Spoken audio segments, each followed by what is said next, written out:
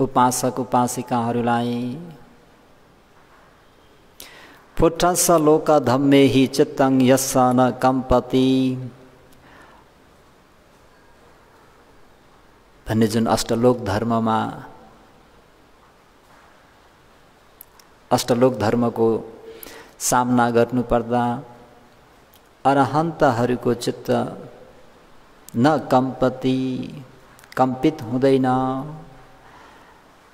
भन्ने सिलसिलालाई नै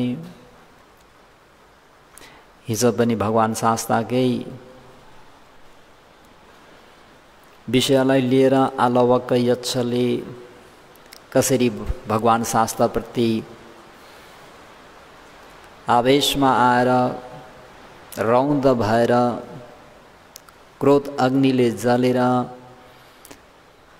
कसरी रातभरि त्यति शस्त्रहरूले प्रहार गरेर दुःख दिन प्रयास गरे र अन्तमा भगवान शास्ताको गुणलाई जब उनले बुझे तब त भगवान शास्ता आजदेखि म त्यो देवा सभातिर त्यो जनपदतिर त्यो गाउँ नगरतिर जाँदा म भगवान शास्ताकै गुणगान गाएर धर्मकै गुणगानलाई नमस्कार गर्दै विचरण गर्नेछु। आज बल्ल मलाई थाहा भयो कहाँ दिनाले महाफल हुन्छ, महाफलदायी हुन्छ भन्ने कुरा भनेर भगवान शास्ताको गुणहरूलाई प्रशंसा गरेर यसरी जीवन व्यतीत गरे जस्तै आज पनि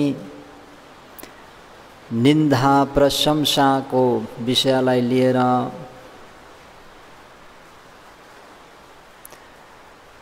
बुद्ध भन्ने नाम सुन्न नचाहने ब्राह्मणवादी भनौँ, त्यो समयका ब्राह्मणहरूले भगवान शास्ताको प्रशंसा कसरी गरे भन्ने प्रसङ्गलाई लिएर सोनदण्ड ब्राह्मणको विषयमा केही धर्मोपहार दिन गइरहेको छु। सोनदण्ड ब्राह्मणले भगवान शास्ताको कसरी प्रशंसा गरी बक्स्यो भन्ने विषय। भगवान शास्ता अङ्गदेशमा चारिका गर्ने क्रममा अङ्गदेशको चम्पा भन्ने नगरको गग्गरा भन्ने पुष्करिणीको तीरमा 500 भिक्षुहरू सहित 4 एरिया पदकुशलपूर्वक विहार गरिराख्नु भएको अवस्थामा यी सोनदण्ड भन्ने ब्राह्मण मगध नरेश सेनीय बिम्बिसार महाराजबाट ब्रह्मदेय प्राप्त गरिराखेका, ब्रह्मदेय भनेको सधर्म प्रेमी उपासक उपासिकाहरूलाई भन्नुपर्दा त्यो दिइसकेको त्यो चिज वस्तुलाई राजाहरूले पनि फेरि अधिकरण नगर्ने, फेरि वापस लिन नपाइने, जुन चिज वस्तु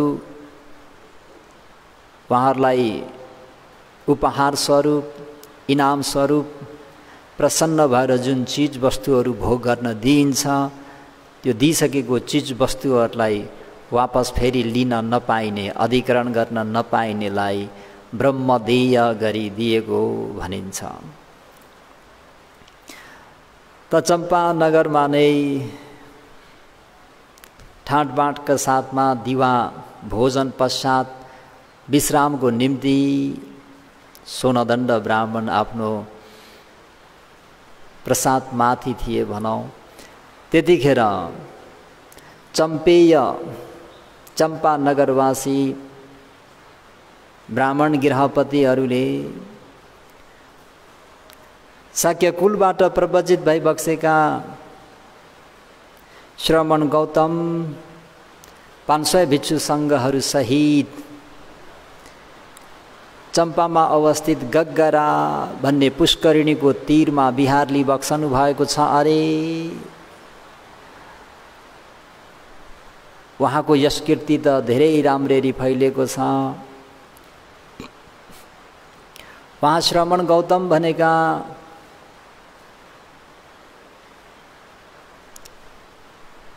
अरहं सम्मा सम्बुद्ध हुनुहुन्छ, विद्याचरणले सम्पन्न भई बक्सिन्छ, लोकविद हुनुहुन्छ, सुगत भई बक्सिन्छ, अनुत्तर पुरुष दम्म सारथी भई बक्सिन्छ, देवब्रह्म मनुष्यहरूका शास्ता भई बक्सिनुहुन्छ, बुद्ध भगवान भई बक्सिनुहुन्छ।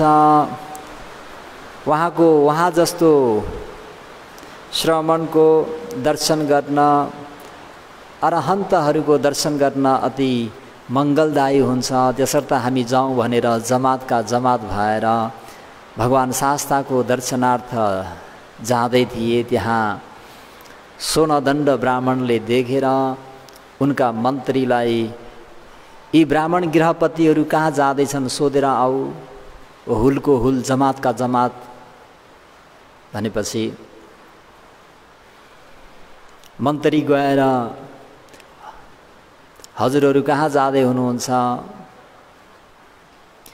हामी श्रमण गौतमको दर्शनार्थ। एकछिन पक्नुहोस्। सोनदण्ड ब्राह्मण पनि श्रमण गौतमको दर्शनार्थ हजुरहरूसँगै जाने भन्नुभएको छ भनेपछि ती ब्राह्मणहरूले त्यहाँ पक्ने क्रममा सोनदण्ड ब्राह्मण भनेका धेरै नै ख्याति प्राप्त भनौँ मगध नरेश सेनीय बिम्बिसार महाराजबाट पनि सत्कृत्य गुरुकृत्य मानित पूजित विशेष सम्मानित व्यक्ति पनि हुनुहुन्थ्यो र साथै अध्यापक पनि भएको हुँदा वहाँ कहाँ लगभग 3500 मानवहरू मन्त्र अध्ययन गर्नको निम्ति त्रिवेद सिक्नको निम्ति आउने पनि गर्थे। सोही क्रममा स्वर्णदण्ड ब्राह्मण श्रमण गौतमको दर्शनार्थ जानुहुन्छ अरे भन्ने कुरा सुन्दाखेरि स्वर्णदण्डका शिष्यहरूको मनमा यस्तो उत्पत्ति भएर आउँछ, विचार यस्तो उत्पन्न हुन्छ, हुन्न हाम्रा गुरु स्वर्णदण्ड ब्राह्मणलाई श्रमण गौतमको दर्शन गर्न पठाएर हुँदैन, रोक्नुपर्छ। कसरी हुन्छ, हामीहरू रोकौँ भनेर 500 जना उहाँका शिष्य ब्राह्मणहरू आएर तपाईँ स्वर्णदण्ड श्रमण गौतमको दर्शनार्थ जानुहुन्छ भन्ने कुरा सुन्छौँ के यो सत्य हो भन्दा स्वर्णदण्ड ब्राह्मणले हो, मैले त्यस्तै विचार गरेको, म श्रमण गौतमको दर्शनार्थ जाँदा असल हुन्थ्यो कि भन्दा गुरुजी तपाईँ श्रमण गौतम कहाँ नजानुहोस्, तपाईँ श्रमण गौतमको दर्शनार्थ नजानुहोस् भनेर उनीहरूले यसरी नजानको निम्ति अनुरोध गरे। यसरी उहाँहरूले किन अनुरोध गरे त भन्नुहुन्छ भने सधर्म प्रेमी उपासक उपासिका, किन भन्दा उनीहरू सबैलाई थाहा थियो कि यी स्वर्णदण्ड ब्राह्मण भनेका उच्च कुलका हुन्, प्रतिष्ठित व्यक्ति हुन् र अन्य ब्राह्मणहरू जति पनि पोखर साती कुटादन्त भावरी आदि गरेका जति पनि त्रिवेद पारङ्गत आचार्य प्रचार्यहरू जो थिए उनीहरू सबै श्रमण गौतमको शरणमा यानी भगवान शास्ताको शरणमा गइसकेका थिए। यी एकमात्र स्वर्णदण्ड ब्राह्मण मात्र आचार्य प्रचार्यको रूपमा रहेका थिए। त उनीहरूलाई थाहा थियो, ती शिष्यहरूलाई, यदि यी स्वर्णदण्ड ब्राह्मण पनि श्रमण गौतमको दर्शनार्थ गए भने श्रमण गौतमले के माया जान्दछन् भन्दा आवटनीय यानी मनलाई फर्काइदिने विद्या जानेका छन्। त श्रमण गौतमको दर्शनार्थ यी गए भने यिनी पनि श्रमण गौतमकै शरणमा जान्छन् र यिनको घरमा त्यहाँबाट ब्राह्मणहरूको भेटघाट हुँदैन, ब्राह्मणहरूलाई यसरी मन्त्र वेद आदि पढाइँदैन। स्वर्णदण्ड ब्राह्मणको घरमा पनि भगवान प्रमुख भिक्षु सङ्घहरूकै आवत जावत हुनेछ भनेर उनीहरूलाई ठुलो चिन्ता थियो। सधर्म प्रेमी उपासक उपासिकाहरू, किन स्वर्णदण्ड ब्राह्मण बुद्धिमान छन्, तीक्ष्ण छन्, कुरा उनले झट्टै बुझ्छन्, केवल सङ्गत गर्न नपाएर मात्रै हो। भगवान शास्ताको सङ्गत गर्न पाए भने यी स्वर्णदण्ड ब्राह्मणले पनि बुद्धं शरणं गच्छामि भन्ने छन् र हामीहरूको यो वेद पठन पाठन गर्ने हाम्रा आचार्य प्रचार्यहरू नै सबै समाप्त हुने भयो भन्ने ठुलो चिन्ता भएको कारण स्वर्णदण्ड ब्राह्मणलाई बुद्ध कहाँ जानलाई यिनीहरूले बुद्ध कहाँ नजानको निम्ति अनुरोध गर्दैछन्। तपाईँ श्रमण गौतम कहाँ श्रमण गौतमको दर्शनार्थ जान योग्य छैन। किन योग्य छैन त भन्दाखेरि उनीहरूले केही बुदाहरू भनी बताउँछन्। स्वर्णदण्ड ब्राह्मणको प्रशंसा गर्छन् भनौँ उनका चेलाहरूले, भो गुरुजी तपाईँ स्वर्णदण्ड ब्राह्मण यदि श्रमण गौतमको दर्शनार्थ जानुभयो भने तपाईंको यश घट्नेछ र श्रमण गौतमको यश बढ्नेछ। यो कारणले पनि तपाईँ सोनदण्ड श्रमण गौतमको दर्शनार्थ जान योग्य छैन, बरु श्रमण गौतम नै तपाईको दर्शनार्थ आउन योग्य छ। गुरुजी, तपाईँ सोनदण्ड भनेको मातापिता दुवैबाट सुजातको भई बक्सिन्छ, शुद्ध गर्भवास गरेको पनि भई बक्सिन्छ, तथा 7 पुस्तादेखि जातीय कुल विशेषतालाई लिएर कुनै नराम्रो निन्दित छैन। यस कारणले पनि तपाईँ श्रमण गौतमको दर्शनार्थ जान योग्य छैन, बरु श्रमण गौतम नै हजुरको दर्शनार्थ आउन योग्य छ। गुरुजी, तपाईँ सोनदण्ड भनेको महाभोगी, महाधनी, प्रशस्त धन सम्पत्तिहरूले परिपूर्ण भई बक्सिन्छ। यस कारणले पनि तपाईँ श्रमण गौतमको दर्शनार्थ जान योग्य छैन, बरु श्रमण गौतम नै तपाईँ कहाँ जान योग्य छ। गुरुजी, हजुर अभिरूप, दर्शनीय, प्रासादिक, परम सुन्दरताले युक्त, ब्रह्मा जस्तै ब्रह्मवर्णी,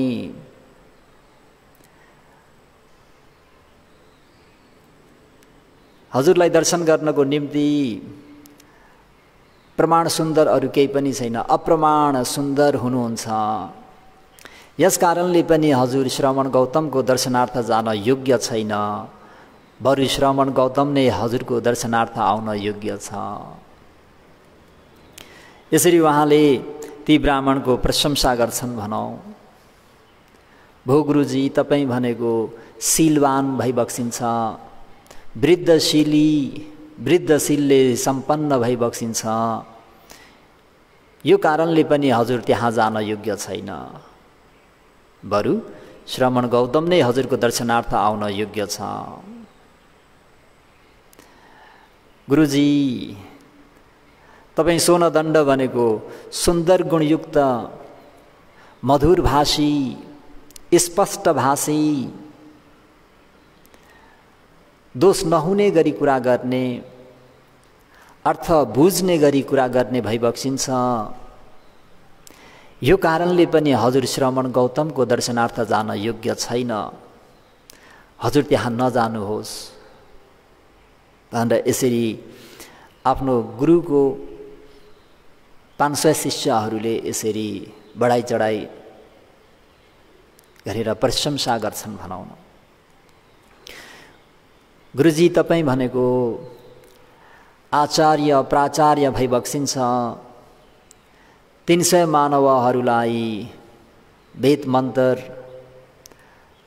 पढाइदिनुहुन्छ र त्यो मन्त्र वेद आदि अध्ययन गर्नको निम्ति नाना दिशा, नाना जनपदबाट धेरै मानवहरू तपाईँ कहाँ आउँछन्।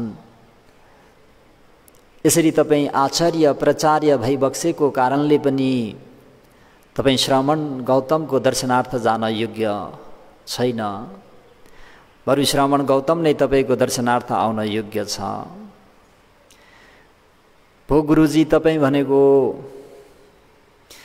जीर्ण, वृद्ध, महल्लका, अधगतो, जीर्ण भनेको शरीर खिसकेको,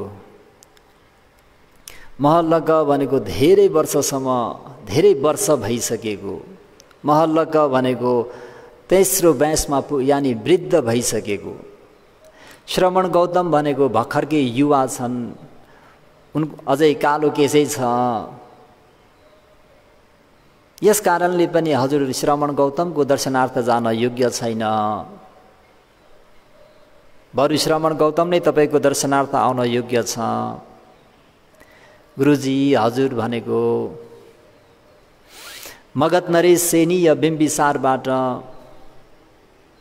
सत्कृत्य, गरुकृत्य, मानित, पूजित तथा विशेष सम्मानित भई बक्सिन्छ। यसरी मगध नरेश सेनीय बिम्बिसारबाट सत्कृत आदि प्राप्त भएका हजुर सोनादण्ड ब्राह्मण श्रमण गौतमको दर्शनार्थ जान योग्य छैन। बरु श्रमण गौतम नै हजुरको दर्शनार्थ आउन योग्य छ। साथै हजुर भनेको पुष्कर साथी ब्राह्मणद्वारा पनि सत्कृत गरुकृत्य मानित पूजित तथा विशेष सम्मानित भई बक्सिन्छ।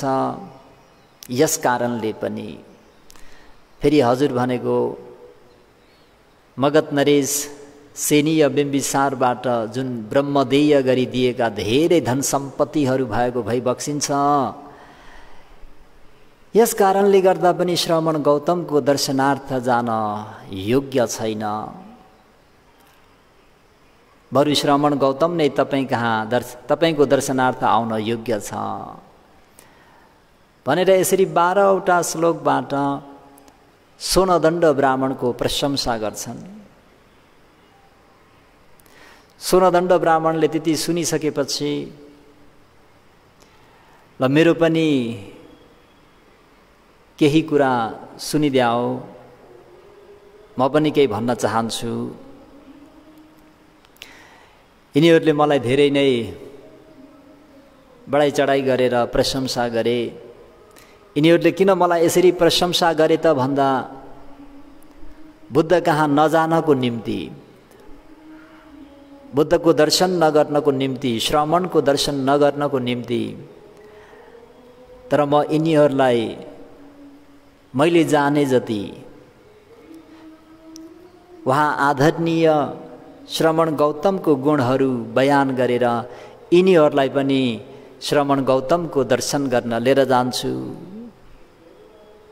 भन्ने मनसायले सधर्मप्रेमी उपासक उपासिकाहरू कट्टर ब्राह्मण भएका सोनदण्ड ब्राह्मण मानवहरूलाई वेद मन्त्रहरू पढाउने ब्राह्मणहरूका आचार्य प्राचार्य भई बक्सेका त्रिवेदमा पारङ्गत भएका निगण्डु कौस्तुभ अक्षर प्रभाव इतिहास लगायत व्याकरण लोकायत महालक्षण विद्यामा पारङ्गत भएका, महालक्षण शास्त्रमा पारङ्गत भएका सोनदण्ड ब्राह्मणले भगवान शास्ताको गुणको वर्णन गरी बक्सिन्छ।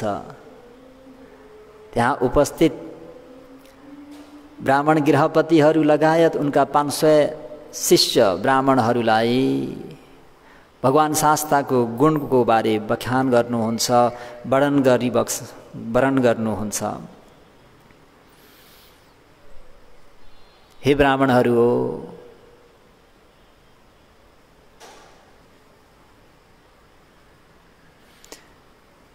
वहाँ आदरणीय श्रमण गौतम भनेका दुवै माता पिताबाट सुजातका भई बक्सिन्छ।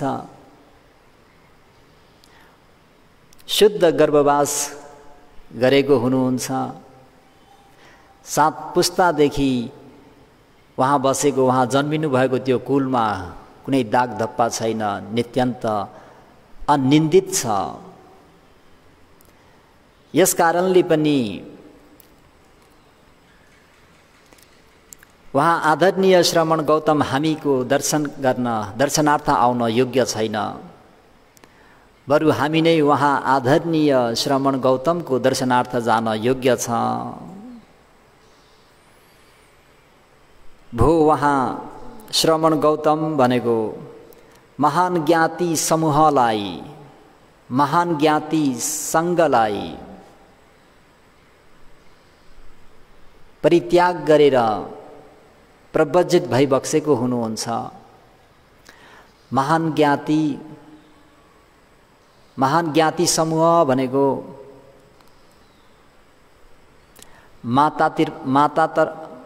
आमाको तर्फबाट 80,000 ज्ञातिहरू, बुबाको तर्फबाट बुबाको तर्फतिरबाट 80,000 ज्ञातिहरू, यानी 1,60,000 ज्ञातिहरूलाई छाडेर प्रव्रजित भई बक्सेको हुनुहुन्छ। त्यसर्थ उहाँ आदरणीय श्रमण गौतम हामीको दर्शनार्थ आउन योग्य छैन, बरु हामी नै उहाँ आदरणीय श्रमण गौतमको दर्शनार्थ जान योग्य छ। सोनदण्ड ब्राह्मणले आफ्ना ब्राह्मण समुदायलाई सुनाउँदै हुनुहुन्छ कि भगवान शास्ताको गुण। भो श्रमण गौतम भनेको भूमिमा रहेका त्यति धन सम्पत्ति, आकाशमा रहेका त्यति धन सम्पत्ति, प्रशस्त हिरण्य सुवर्णहरू सबै छाडेर प्रव्रजित भई बक्सेको हुनुहुन्छ। भूमिमा रहेका सम्पत्ति भन्नाले अर्थकथाचार्यहरूले प्राङ्गणमा भएका, पोखरीमा भएका, उद्यानमा गाडेर राखेका त्यति गार्दनहरूलाई भूमिमा भएका सम्पत्ति भनेर उल्लेख गरेका छन्।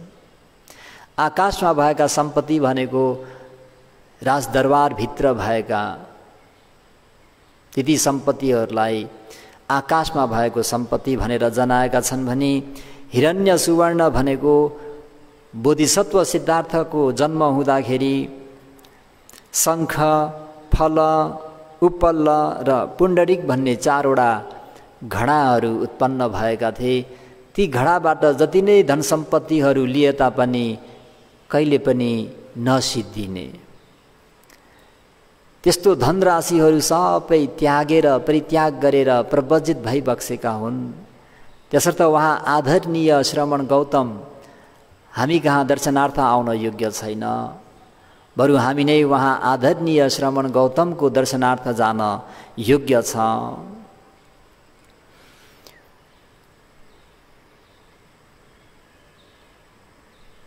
उहाँ भनेको फेरि तन्नेरी युवा अवस्थामै कालो केश हुँदाहुँदै भद्र यौवनको अवस्थामा नै पहिलो बैंश भनेको भगवान शास्ताको उमेरमा त 100 वर्षको आयु हुँदाखेरि 35 वर्षसम्मलाई पनि पहिलो बैंश भन्नु पर्यो। त पहिलो बैंश छँदै यसरी गृह त्याग गरेर प्रव्रजित भएको कारणले पनि उहाँ आदरणीय श्रमण गौतमको दर्शनार्थ हामी नै जान योग्य छ, न कि श्रमण गौतम हामी कहाँ दर्शन गर्न आउनु। उहाँ आदरणीय श्रमण गौतम भन्ने कामराग रहित, सम्पूर्ण प्रपञ्चहरू रहित भई बक्सिनु भएको, उहाँमा चपलताहरू भन्ने केही पनि छैन। यस कारणले पनि हामी नै उहाँको दर्शन गर्न जान योग्य छ। उहाँ श्रमण गौतम भनेका कर्मवादी, क्रियावादी भई बक्सिन्छ। निष्पापलाई अघिल्लो सारी, यानी लोकोत्तर धर्म, नव लोकोत्तर धर्मलाई अगाडि सारेर हिँड्नुहुन्छ र सबै प्रजाहरूमा अनुकम्पा राखेर विचरण गर्नुहुन्छ। विशेष गरेर उहाँ कतै चरिकामा जानुभयो भने ब्राह्मण परिषदहरू जस्तै सारीपुत्र महास्तवीर, मौदगल्यान महास्तवीर, काश्यप महास्तवीरहरू उहाँको पछि लाग्छन् र साथै उहाँप्रति द्वेष भावना गर्ने,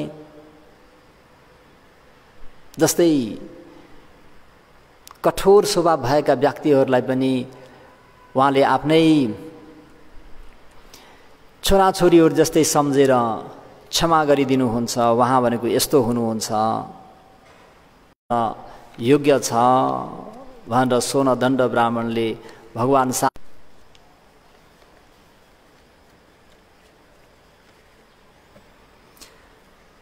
उहाँ श्रमण गौतम भनेका दिनहीन क्षेत्रीकुलबाट होइन रे, उच्च क्षेत्रीकुलबाट प्रवचित भइबक्सेको हो। त्यतिखेर शाक्य वंश शाक्य कुल भनेको अति नै प्रतापी कुल हो, अति नै मान्य कुल हो।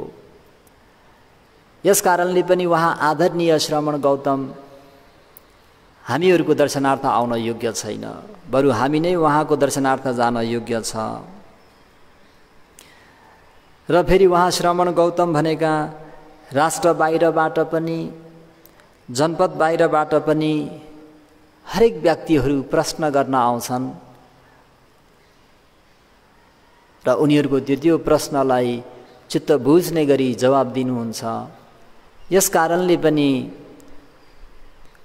उहाँ आदरणीय श्रमण गौतम हाम्रो दर्शन गर्न आउन योग्य छैन, बरु हामी नै उहाँ आदरणीय श्रमण गौतमको दर्शनार्थ जान योग्य छ। भो सहस्र देवगणहरू प्राणले श्रमण गौतमको शरणमा गइरहेका छन्। सहस्र देवगणहरू देव ब्रह्महरू पनि भगवान शास्ताको शरणमा गएका छन्, सोनदण्ड ब्राह्मणले। यस कारणले पनि हामीहरू नै उहाँ आदरणीय श्रमण गौतमको दर्शनार्थ जान योग्य छ। र अनि फेरि उनले भगवान शास्ताको त्यो 9 गुणलाई पनि वर्णन गर्छन्। उहाँ श्रमण गौतम भनेका अरहत सम्मा सम्बुद्ध भई बक्सिन्छ, विद्याचरणले सम्पन्न भई बक्सिन्छ,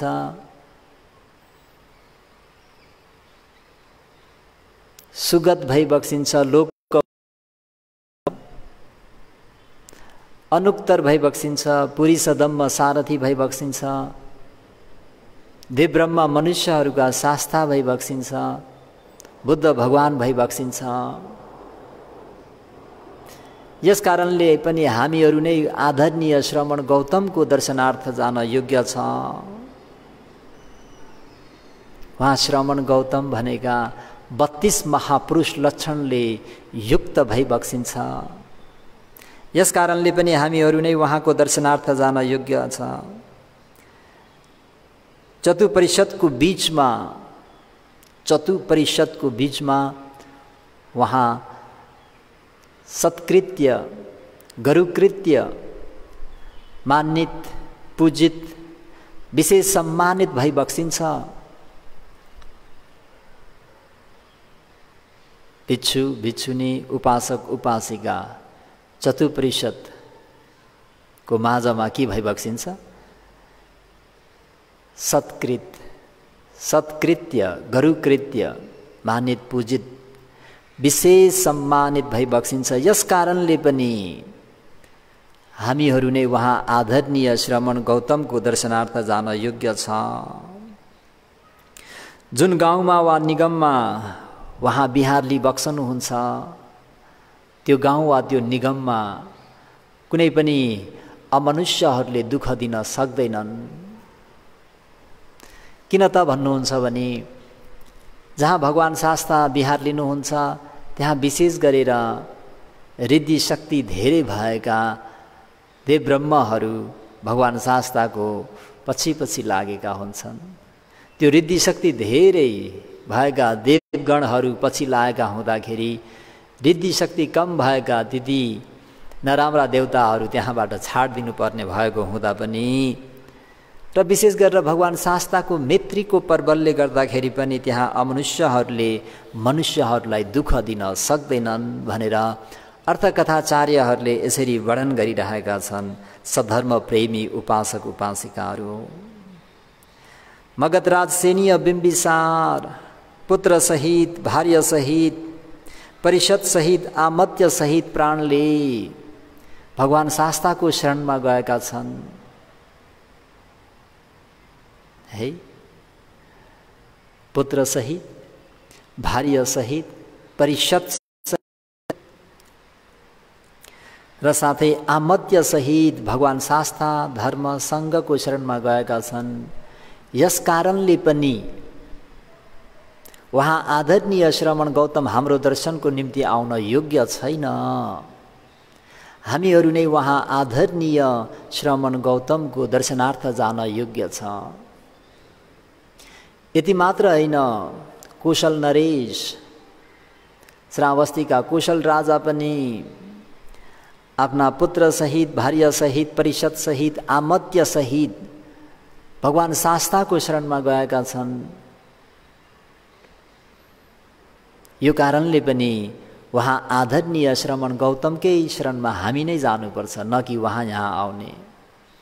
त्यति मात्र होइन, जो तिमीहरूले अहिले भर्खरै नाम लिएका पुष्कर साथी ब्राह्मण, इनका गुरु भनौ सोनदण्डका। यी पुष्कर साथी ब्राह्मण पनि पुत्र सहित, भार्य सहित, उनका परिषदहरू सहित बुद्धको शरणमा गएका छन्। यो कारणले पनि हामीहरू नै श्रमण गौतमको दर्शनार्थ जानुपर्छ, न कि श्रमण गौतम हाम्रो दर्शनको निम्ति यहाँ आउन्।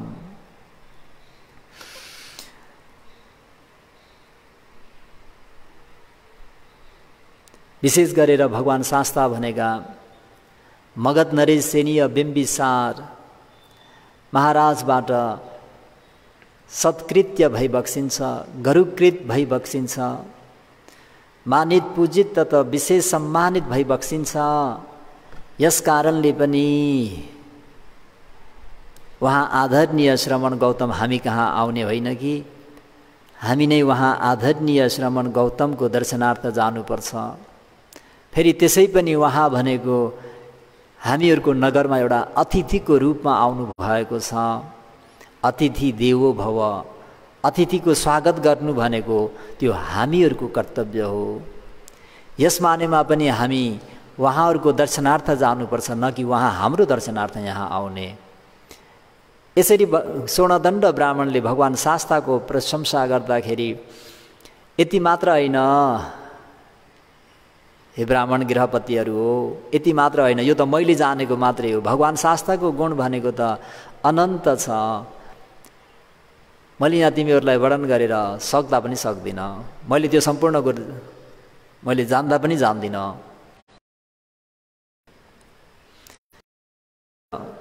हामी नै वहाँको दर्शनार्थ जानु योग्य छ भनेर यसरी भगवान शास्ताको त्यो गुण वर्णन सुनेपछि त्यहाँ उपस्थित भएका ब्राह्मण गृहपतिहरूले ओहो, त्यस्तो मानित, त्यस्तो गरुकृत्य, त्यस्तो पूजित भई बक्सेका श्रमण गौतम त 100 योजन टाढामा बसे पनि हामीहरूले बाटो खर्च लिएर गएर दर्शन गर्न योग्य रहेछ, जाउँ गुरुजी हिँड्नुहोस् भनेर अनि उनका शिष्यहरू पनि भगवान शास्ता जहाँ चम्पेय भन्ने गग्गरा पुष्करिणीको तीरमा विहार लिइरहनु भएको थियो, सोनदण्ड ब्राह्मण लगायत भगवान शास्ताको दर्शनार्थ सबै त्यहाँ उपस्थित ब्राह्मण गृहपतिहरू सबै वहाँ जान्छन्। वहाँ जाँदाखेरि बीच बाटोमा सोनदण्ड ब्राह्मणको मनमा यस्तो मन उत्पन्न हुन्छ, कतै मैले नजानेको सवाल चाहिँ भगवान शास्ताले गर्नुभयो भने त लहेर हाम्रो गुरुजीलाई त केही पनि थाहा रहेनछ भनेर लास मर्दो हुन्छ। भगवानले मैले जान्ने प्रश्न गर्दै पनि कल्याण हुने थियो भनेर चिन्तन गर्दै गएँ। वहाँ पुगेपछि भगवान शास्तालाई पञ्चाङ्ग वन्दना गरेर एक योग्य स्थानमा बसे। एक योग्य स्थानमा बसेका सोनदण्ड ब्राह्मण लगायत त्यहाँ उपस्थित परिषद मध्य नजर गरेर विशेष गरेर सोनदण्ड ब्राह्मणलाई भगवान शास्ताले त्यहाँ जातीयको विषयमा लिएर कति अङ्गले युक्त भएमा ब्राह्मण भनिन्छ यो प्रश्न गर्नुभयो। कति भयो समय?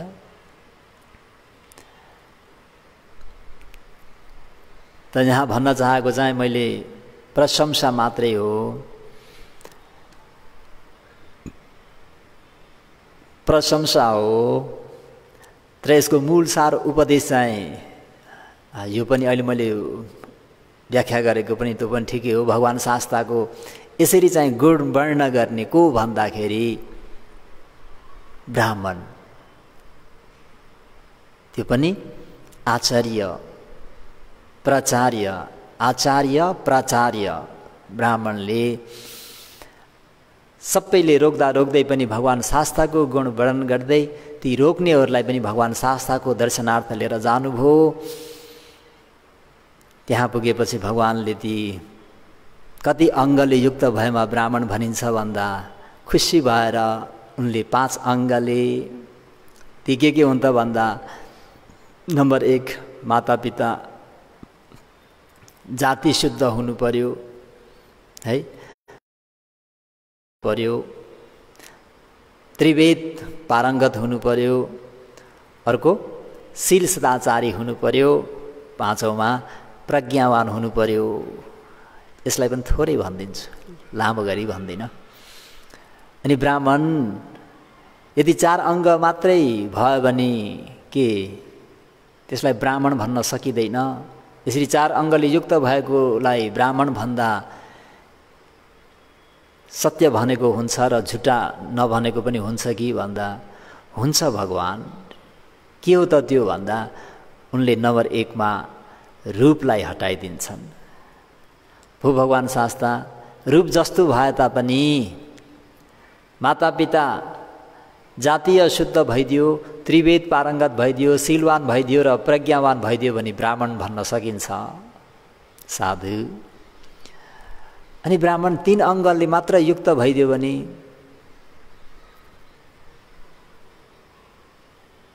त्यसलाई ब्राह्मण भन्न मिल्छ कि नै भन्दा मिल्छ भगवान्। त्यतिखेर चाहिँ उनले केलाई हटाउँछन् त भन्नुहुन्छ भने त्रिवेदलाई हटाइदिन्छन्, जातीयलाई अझै राखेका हुन्छन्।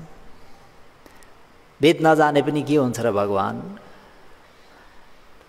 जाति र शील र प्रज्ञा छ भने ब्राह्मण भन्न सकिन्छ। यसरी भनेमा सत्य भनेको हुन्छ।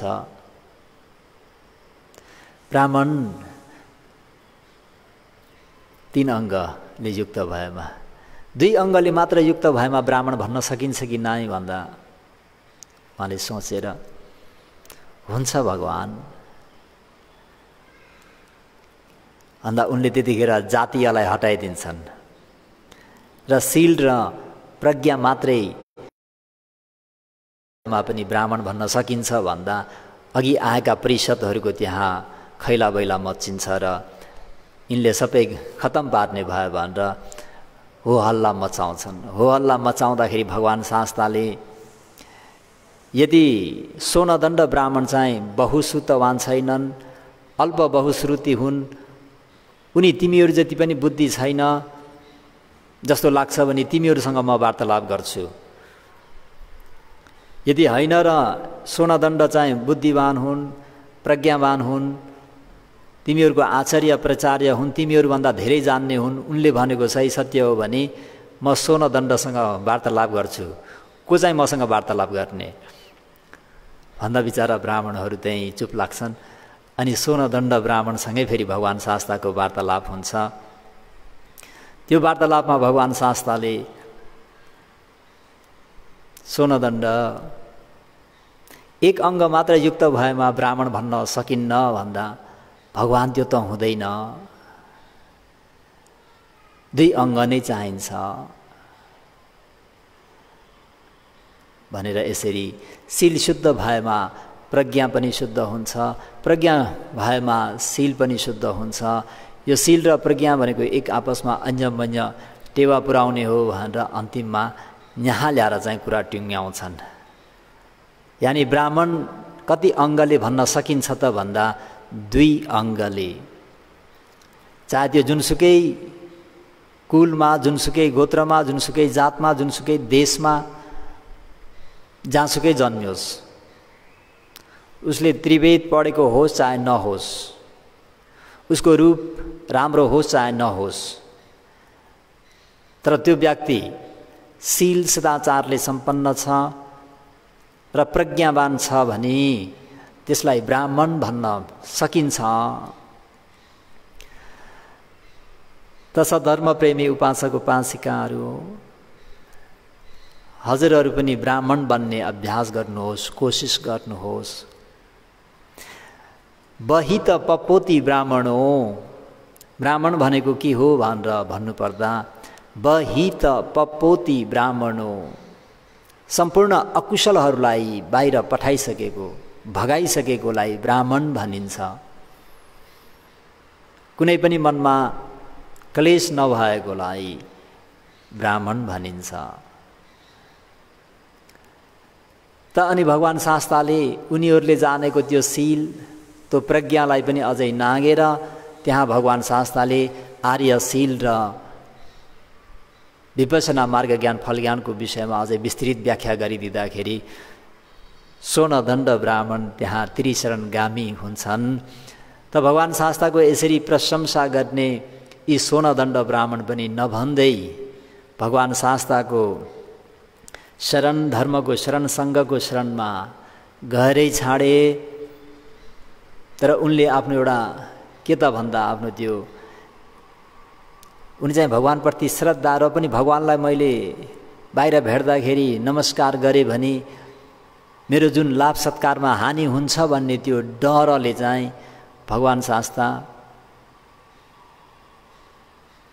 मैले यसो टोपी निकालेँ भने हजुरलाई नमस्ते गरेको सम्झिनुहोस्, अथवा छडी उठायो भने नमस्कार गरेको सम्झिनुहोस्, रथबाट उठेर टोपी निकाल्यो भने पञ्चाङ्ग वन्दना गरेको सम्झिनुहोस् भनेर यसरी चाहिँ इन्डाइरेक्टली अब रथमा हिँड्दा हिँड्दै भगवानलाई देखेर ओर्लियो भने त लहेर भनेर अब गिजाउने भए, लाभ सत्कारमा हानि हुन्छ भन्ने हिसाबले उनले त्यो हिसाबले चाहिँ भगवान शास्ताको गुणलाई बुझे पनि, वर्ण पनि गरे र पनि खुल्ला हिसाबमा चाहिँ उनले बुद्धं शरणं गच्छामि चाहिँ भन्न अलिक नसके जस्तो छ।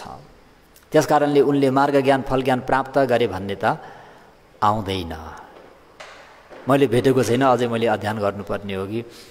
त त्यसकारणले अर्थकथाचार्यले चाहिँ त्यो कारणले आफ्नो त्यो लाभ सत्कार कतै हानि हुन्छ कि समाजले मलाई केही भन्छ कि भन्ने त्यो डरले गर्दाखेरि अलिकति मार्ग ज्ञान फल ज्ञानदेखि चाहिँ टाढै रहे।